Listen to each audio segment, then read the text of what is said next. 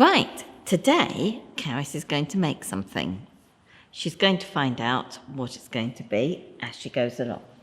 So, first of all, Caris, here is a paper plate and a pencil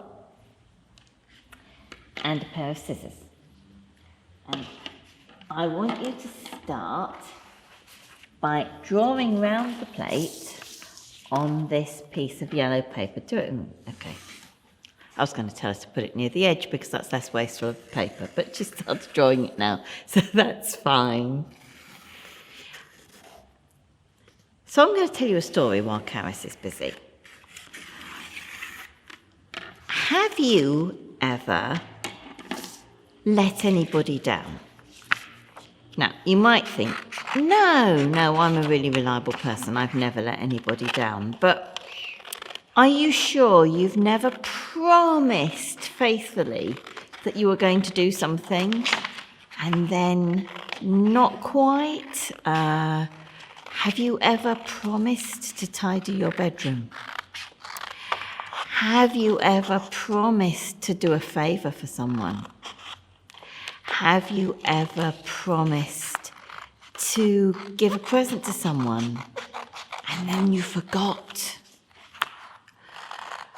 Or you discovered that the thing you promised to do was going to be an awful lot harder than you thought. Perhaps it was going to cost you some money and you didn't really want to part with the money. Perhaps you were going to get teased for doing whatever it was you promised to do. And instead of talking about it or going back to the person you made the promise to, that's very good, Caris. Fold it in half now. And then cut along your fold. So she's going to have a half a circle, isn't it? Well, you might think that that's an awful thing. And really, really good people, really special people wouldn't do that. Like people in the Bible, I don't mean the baddies, I mean Jesus' friends, they wouldn't do something like that. Do you want to take that and fold that in half as well? And cut it down the middle. That will be lovely. Well, you see, actually, even Jesus' best friends did let him down really badly.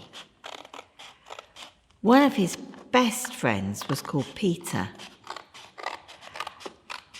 And Jesus said to them all, I know you're going to let me down sometimes. And Peter said, not me, I'll never let you down. I'll always be your friend. I will always stand up for you. And Jesus said, do you know what? Just tonight, you will let me down 3 times. And Peter said, no, I won't. So what happened? Well, that's very nice, Caris. Now what I want you to do is take this yellow piece and start draw a line following around the curve, but stopping before you get to the other end. From the point there, quite near the edge, that's right. And when you've done that, draw another one just inside it and keep going round until you've got sort of curved stripes, but all starting from that point and all stopping. Yeah, that'll be fine. That's right. So keep drawing those. But you see, it all got more complicated after that because Jesus got arrested. He was in big trouble and the authorities were after him. And his friends were really scared that they were going to get arrested as well. And that's why they ran away. And Peter was one of the ones that ran away. But then some people recognized him as someone who knew Jesus and was one of his friends. But when they asked him, was he a friend of Jesus? He said, no, I've never heard of him. I don't know him at all. Because he didn't want to get into trouble like Jesus did. 3 times in the same evening, different people said they thought he was one of Jesus' friends. And every time he said, no, I wasn't. And then he remembered. Okay, if you cut along the lines, don't go right up to the edge, so stop just before, leave a strip along there, but cut along those lines, so you're going to make a sort of a fringe. It's very nice. Now, that was a horrible thing to do, and it made Jesus very sad. And when Peter realised how he'd broken his promise, it made him really, really sad as well. And maybe there have been times when you've let people down and you felt really, really sad. Now, when that's happened, I don't know how those people have felt about you. What do you think happened to Peter? It could be that Jesus would never have wanted anything more to do with him again. It could be that Jesus would reckon, this is the most unreliable friend in the world, and I would be better off well away from him. But you know, that wasn't what Jesus did at all. What Jesus did was he said to Peter, I call you Peter because that's my nickname for you, because it means rock. And I think you are a rock. You are such a reliable person that I want you to be in charge. I want you to look after all my followers, because I want to be able to rely on you. And that is a very scary thing. But it's what happened. Because Jesus knows that everyone makes mistakes. And that doesn't make them bad, even when they do bad things, as long as they are sorry and they want to start again. And he will always let all of us start again, just like he did Peter, if we really, really want to follow him and do things right from then on. And what we're making here is a reminder of why we shouldn't let people down. Now, I want you to take your white piece of paper and I want you to, and some glue. And if you put some glue, now if you see, I've cut a little fringe like this. And I want you to put some glue just along the edge there. That's perfect. Yes, and you can bend it over the plate. That's a really good idea.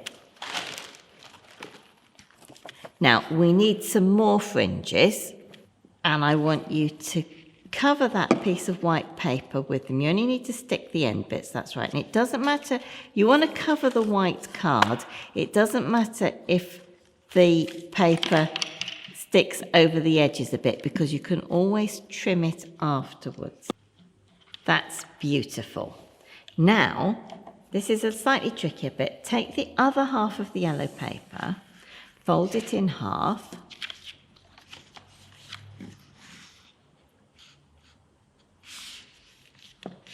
and cut along that fold again.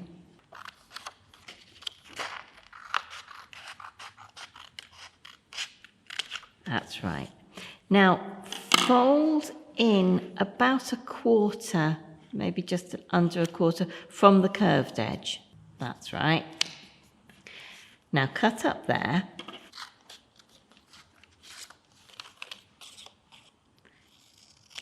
So now you've got a shape, hold up the big piece of paper, that's right. And so you see how you've got a curve on one side. Now if you cut around here to make that curve even on both sides. It doesn't have to be exact. That is beautiful. Now you need a piece of red paper. I've got a large piece here. And put your yellow paper on top of it. Right, so this time you want the first lump to hang out that side and be quite big, then a slightly smaller one, and then a smaller one still. Yeah, that'll do.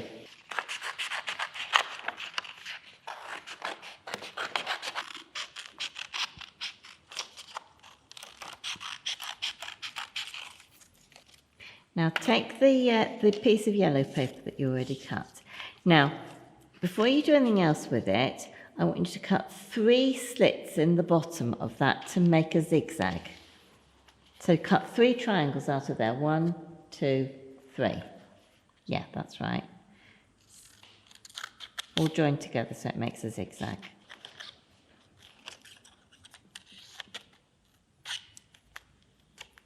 And you'll need one of those little bits of yellow paper later, so save them.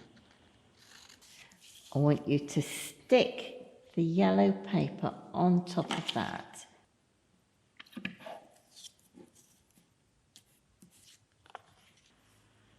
And with an offcut of the red paper, I want you to now make quite a big teardrop shape, probably about the same size as the middle lump on there. Put some glue on the pointed end of that. Bit lower down and hanging and more downwards. That's right, just like that. Now take one of those little triangles and that's right. And you guess what to do with that. Put it in between those 2 red bits. That's right. Now, take your nicely covered piece of paper here. Now, if you want to just give it more of a shape, you can just trim it, give it a bit of a haircut.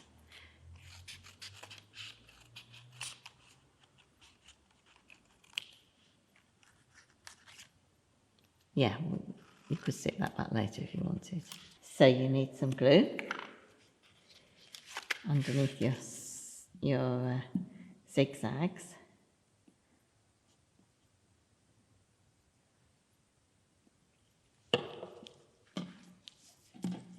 And the last thing he needs is, well, first of all, give him an eye, a very artistic eye. Then last but by no means least, the tail. If you put some glue on there, straight up on the back, like that. And if you could just cut him a little yellow leg, and then we have a cockerel. So why have we made a cockerel? Because when Peter realised that he'd let Jesus down was when he heard the cock crow. Because Jesus had said, "You will deny me 3 times before the cock crows today." And that is what he did.